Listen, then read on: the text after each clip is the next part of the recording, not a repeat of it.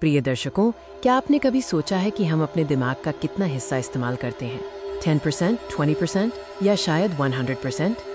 Hollywood फिल्मों और science fiction कहानियों में ये विचार अक्सर दिखाया जाता है कि अगर हम अपने मस्तिष्क की पूरी क्षमता को अनलॉक कर लें तो हमें सुपर पावर्स मिल जाएंगी। ये एक रोमांचक कल्पना है, लेकिन क्या ये वैज्ञानिक सच्चाई है? आज हम इस गहरे रहस्य को भेदेंगे।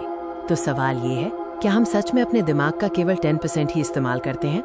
फिल्म लूसी ने इस मिथक को दुनिया भर में फैलाया। दिखाया गया कि 100% क्षमता पर इंसान समय और स्थान को नियंत्रित कर सकता है, पर सच कुछ और है। इस वीडियो में हम सिनेमा के रोमांच को किनारे रखकर वैज्ञानिक सच्चाई जानेंगे कि हमारा मस्तिष्क वास्तव में कैसे काम करता है। ये 10% वाला मिथक कहाँ से आया?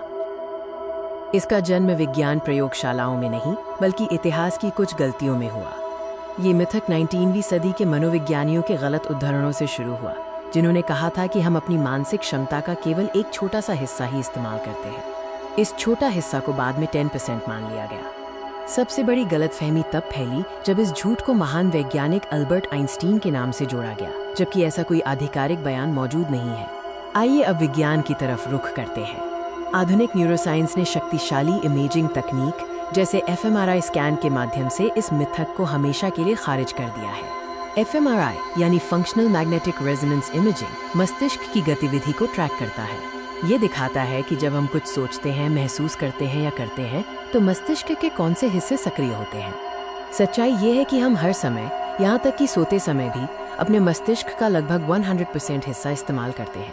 कोई भी हिस्सा खाली नहीं बैठा रहता। चाहे आप कोई जटिल सवाल हल कर रहे हो या सिर्फ सांस ले रहे हो, आपके मस्तिष्क के अलग अलग लोब्स लगातार काम कर रहे होते हैं। कोई भी कार्य ऐसा नहीं है जिसमें मस्तिष्क का एक बड़ा हिस्सा निष्क्रिय रहे। विकास यानी इवोल्यूशन के दृष्टिकोण से 10% सिद्धांत पूरी तरह से अतार्किक है। प्रकृति किसी भी बेकार चीज को इतना ऊर्जावान नहीं बनाती। अगर हमारे मस्तिष्क का 90% हिस्सा बेकार होता तो इवोल्यूशन ने उसे सदियों पहले हटा दिया होता। क्यों? क्योंकि मस्तिष्क को चलाने में भारी ऊर्जा खर्च होती है।